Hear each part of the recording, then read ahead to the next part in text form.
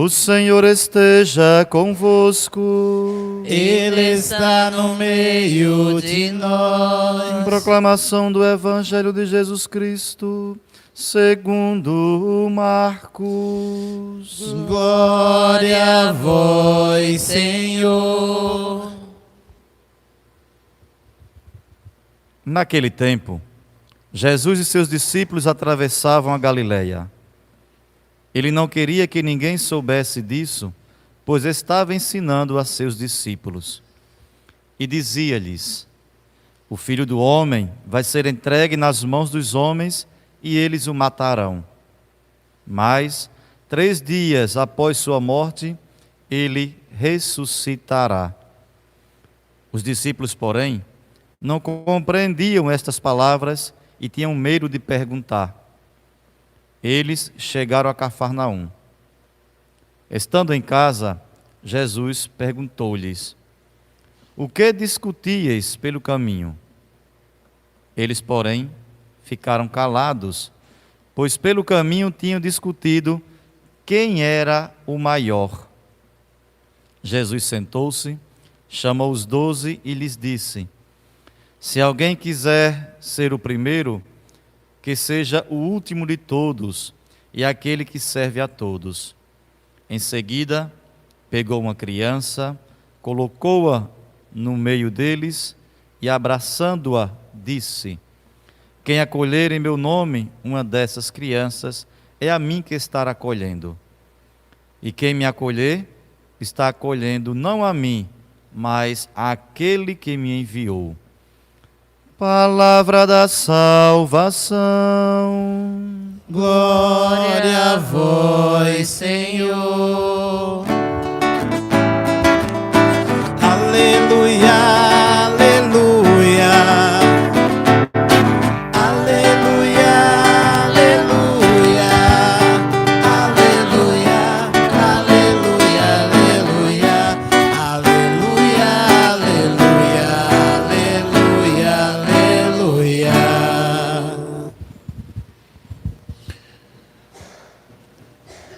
O Evangelho começa informando que Jesus estava caminhando com seus 12 apóstolos. Isso é ao mesmo tempo muito simples e muito profundo, gente.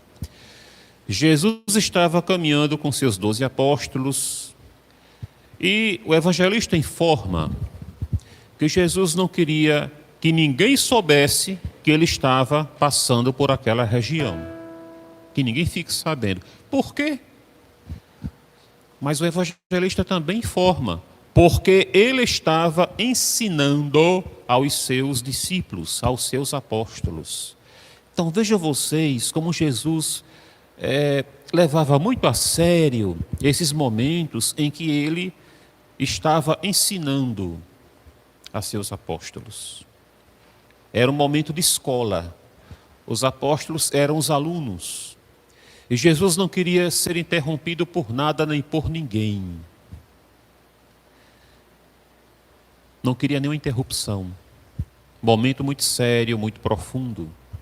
Porque os apóstolos, bem depois, iam levar adiante aquilo que estavam aprendendo diretamente de Jesus.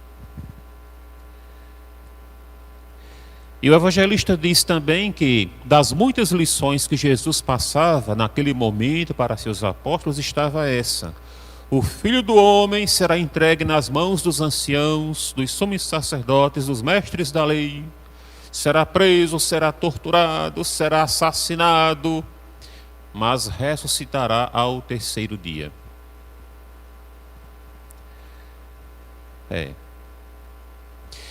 Pouco depois eles chegam na cidade de Cafarnaum.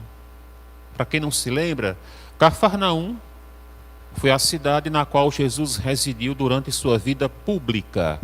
Ele nasceu em Belém. Ainda criança, foi trazido por São José e a Virgem Maria para residir na cidade de Nazaré. Jerusalém não. Nazaré. Eles iam todos os anos a Jerusalém, é verdade, para cumprir o preceito da Páscoa.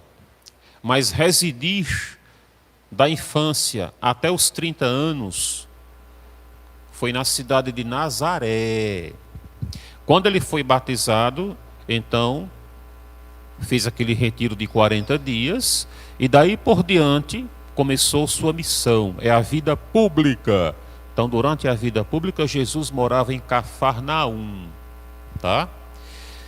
Então, chegando a Cafarnaum, Jesus chegando na sua própria residência, deixou todo mundo entrar, possivelmente era um final de tarde, porque 6 em ponto já escurecia, começava a escurecer, já era contado como outro dia. Aí chegando a casa, Jesus então olha para os apóstolos, passa-se um visto. O que é que vocês estavam discutindo ou cochichando pelo caminho? A impressão que temos é que ele pegou todo mundo de surpresa. Estava Jesus à frente naquela caminhada, os apóstolos atrás, né? Tipo mestre que está conduzindo os discípulos. Só que Jesus, mesmo à frente dos apóstolos, estava ouvindo um zum zum zum lá entre eles, um cochichado medonho. Ele ensinando e alguns com conversa paralela. Isso acontece hoje também? Eu já perguntei de propósito, porque eu sei que acontece. E Jesus percebeu a mesma realidade. O que é que vocês estavam conversando pelo caminho? Eu estava ensinando a vocês, mas eu estava ouvindo um zum zum zum. O que é que vocês estavam comentando? Os apóstolos tanto perceberam que alguma coisa aí vinha, que ficaram todos calados. Até São Pedro ficou calado dessa vez. São Pedro costuma tomar frente e responder pelos outros 11, não é? Por si e pelos 11. Dessa vez nem São Pedro disse nada, ficou calado. Como quem dizia, eita, lá vem bomba. Como a gente diz hoje, né?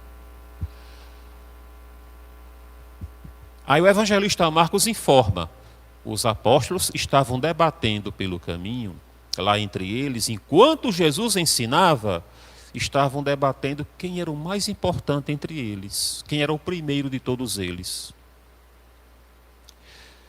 Aí, isso é uma contradição horrorosa, isso é até escândalo, sem exagero. Por quê?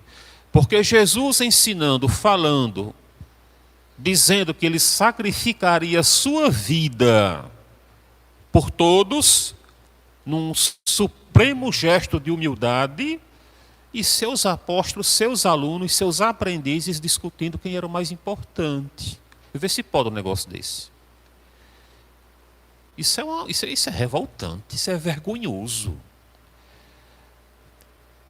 É por isso que Jesus, bem propositadamente, quando chegou em casa, deixou todo mundo ficar no seu canto. Agora eu pego vocês. O que é que vocês estavam debatendo pelo caminho? Nenhum pio. Aí a gente tenta imaginar até a cena, né? Aí Jesus deve ter passado a mão na testa assim e disse, olhe, como quem diz, eu vou dizer de novo. Quem dentre vocês quiser ser o primeiro, seja o último. Quem quiser ser o mais importante, seja o servo de todos. Em outras palavras, ele quis dizer, percam essa mania feia de dizer quem é o mais importante. Hoje em dia a gente encontra muitas pessoas até de igreja dizendo, não, eu não sou mais importante não, é fulano de tal. Só que a gente às vezes percebe que é uma certa falsa humildade. A pessoa até se acha importante, mas para receber aplausos e elogios, aí dá uma de humilde, né? Eu não, é fulano de tal. A gente nota quando a pessoa é humilde por natureza e quando ela está fingindo. Então Jesus acrescentou, quem quiser ser o mais importante, seja o servo de todos. Será que nós entendemos isto? Não acuso ninguém não, porque a mania nossa é de quando ouvimos alguma pregação assim, desse tipo, da boca de Jesus, logo pensamos, fulano de tal é desse jeito. Fulano é desse jeitinho que... Não, vamos parar com isso. Olhe para você primeiro. Olhe para você primeiro. Se eu estivesse, naquele momento, na escola de Jesus, no grupo dos 12, eu não estaria também disputando quem era o mais importante? Talvez sim, talvez não. Avalie a sua vida, faça exame de consciência. E Jesus dá um exemplo concreto. Ele chama uma criança, A gente imagina, né? A criança vem correndo, como costuma fazer, pá, e pula no colo de Jesus e abraça, e Jesus corresponde àquele abraço. Aí diz aos apóstolos: estão vendo? Estão vendo? Quem receber uma criança está recebendo a mim. Ele quis ensinar então. Quem for humilde, quem tiver o coração reto, quem for despojado, está se assemelhando a esta criança. Porque, em geral, a criança não tem interesse de destruir ninguém, de puxar o tapete de ninguém, de derrubar ninguém.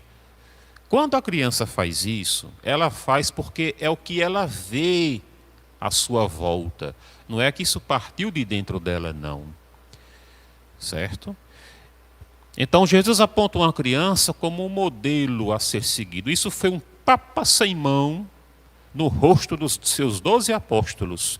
Colocar uma criança como um modelo que agrada a ele, a Jesus. Porque no tempo dos apóstolos, criança é criança. Criança é criança, ninguém escuta o que ela fala, criança não sabe de nada, criança é imatura, e de fato, né? Só que Jesus inverte muito certos padrões da época.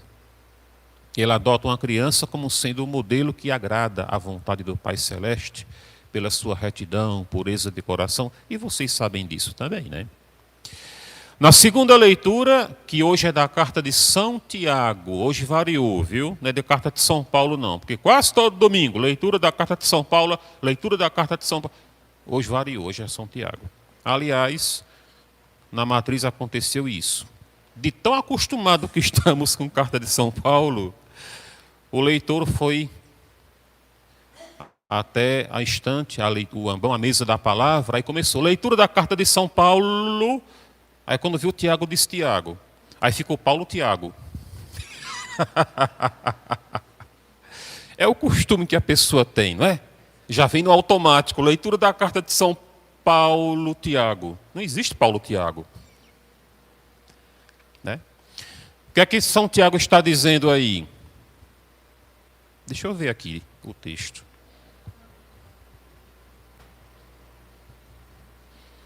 Onde há inveja e rivalidade, aí estão as desordens e toda espécie de obras más. E não é que é verdade? Minha gente, tem coisa pior do que inveja.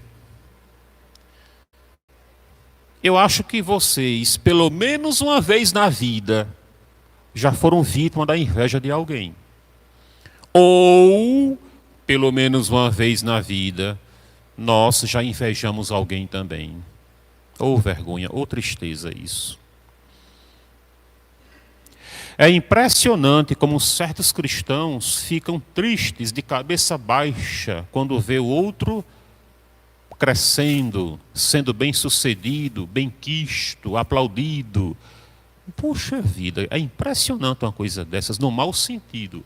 Impressionante no mau sentido.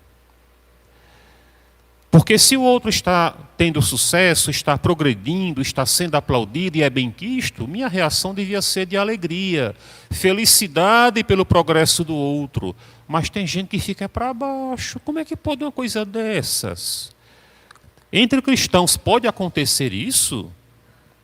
Pode não. Ou pergunta idiota. A resposta é inteligente, não pode acontecer. A pergunta é que é idiota. Não deve acontecer jamais uma coisa dessas. Então, para que o apóstolo Tiago diga isso aqui na sua carta, é porque ele presenciava isso na sua comunidade. Esse apóstolo aqui é o Tiago de Alfeu, porque haviam 2 Tiagos, o filho de Alfeu e o filho de Zebedeu. Esse aqui é o filho de Alfeu, que fixou residência em Jerusalém. Jerusalém, ele morava lá, permanentemente, e lá foi martirizado. Então, o apóstolo Tiago certamente viu nos cristãos que ele acompanhava, dava assistência, esse tipo de postura, senão ele não tem escrito isso. Onde há inveja e rivalidade, aí está toda a bagaceira, começa tudo que não presta. É uma tristeza. Isso prova que Tiago aprendeu a lição que Jesus ensinou aqui no Evangelho, porque no Evangelho, Jesus estava ensinando a seus apóstolos, e Tiago era um deles. E Tiago, pela sua carta, mostra que aprendeu. Décadas depois da crucificação, morte e ressurreição e ascensão de Jesus, o apóstolo escreve essa carta e mostra que se lembra do que aprendeu de Jesus e está repassando para os outros aqui em Jerusalém. Dizendo aos seus, na linguagem de hoje, né, aos seus diocesanos, porque Tiago, naquele momento, assumia a posição de um bispo hoje na sua diocese. Ele é tido como bispo de Jerusalém. Era apóstolo e organizava a comunidade cristã de Jerusalém.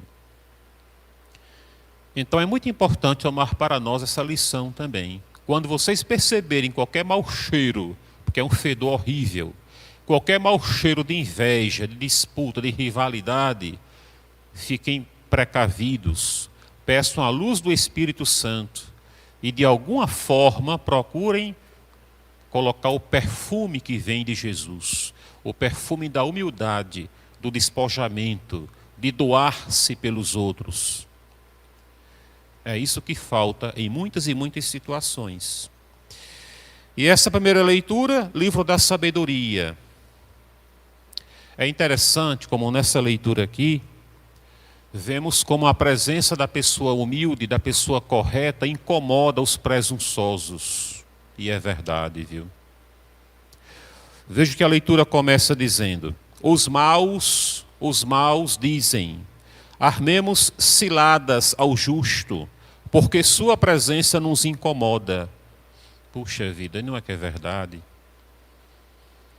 É verdade. A presença de alguém que é correto, que é sério, que é justo, que é humilde, não agrada a pessoas de vida errada, não. Não agrada mesmo. E a leitura vai a mais adiante. Os maus tanto se incomodam com a presença da pessoa correta que chega até a tramar sua morte, chantageando, debochando. Você não disse que Deus vem te socorrer? Vamos fazer um teste para ver se Deus vem mesmo. Aí inflige tanto sofrimento naquele coitado. Aliás, foi isso que aconteceu com Jesus na cruz, né? Jesus agonizando escandalosamente, horrivelmente na cruz, e os descrentes com reputação de muito religiosos, porque eram fariseus, escribas, saduceus, gente bem adentrada na religião, debochando de Jesus. Deixa, parece que ele está chamando Elias. Não, mas se é verdade que Elias vem socorrer, ele deixa ele aí. Pode ser que Elias venha mesmo, vamos ver, vamos fazer um teste.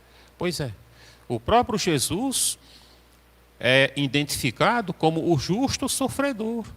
Aquele que, passando as mais horríveis dificuldades, simplesmente é desprezado, é abandonado e é alvo de deboche, de humilhação. Oh, minha gente, certamente, em certos momentos da vida, nós nos sentimos na posição de Jesus e de outras pessoas corretas que sofrem, como às vezes também impomos sofrimento a quem é o correto, a quem é melhor do que nós, não é? Por isso que é sempre muito importante suplicar incessantemente a luz do Espírito Santo, porque segundo Jesus mesmo, no Evangelho segundo João, é Ele quem nos mostra onde está o pecado, onde está o correto. É Ele quem nos convence do pecado, é Ele quem nos recorda os ensinamentos de Jesus. Por isso que a devoção ao Espírito Santo não é um complemento, não é um restinho de religiosidade, não. É fundamental. Afinal de contas, Ele é Deus. Terceira pessoa da Santíssima Trindade. E a terceira pessoa não é porque está em terceiro lugar, não. O Pai, o Filho e o Espírito são iguais em todas as qualidades, iguais em grau infinito. Essa questão de ser o primeiro, o segundo e o terceiro é a nossa contabilidade. Primeiro, tivemos conhecimento da existência do Pai. Depois ficamos sabendo da existência do Filho, e por causa do Filho é que fiquemos sabendo já depois da existência do Espírito Santo enquanto pessoa. Essa numeração não é grau de importância, não. É a sequência pela qual fomos conhecendo e descobrindo as três pessoas divinas. Então, na celebração de hoje, é o próprio Deus quem nos pede: pertençamos à escola de Jesus. Sejamos atentos ao que Jesus tanto nos ensina. Façamos como o apóstolo Tiago, que provou ter aprendido os ensinamentos de Jesus, quando muito, mas muito tempo depois, Jesus já tinha voltado para o Pai fazia tempo. Escrevendo a seus discípulos, a seus diocesanos, recorda a grande importância de combater a rivalidade, a ciumeira, a inveja, a competição. Isso é terrível. Então comecemos a semana, comecemos também o dia do Senhor com esta lição vinda diretamente de Jesus. Louvado seja nosso Senhor Jesus Cristo. Para sempre seja louvado.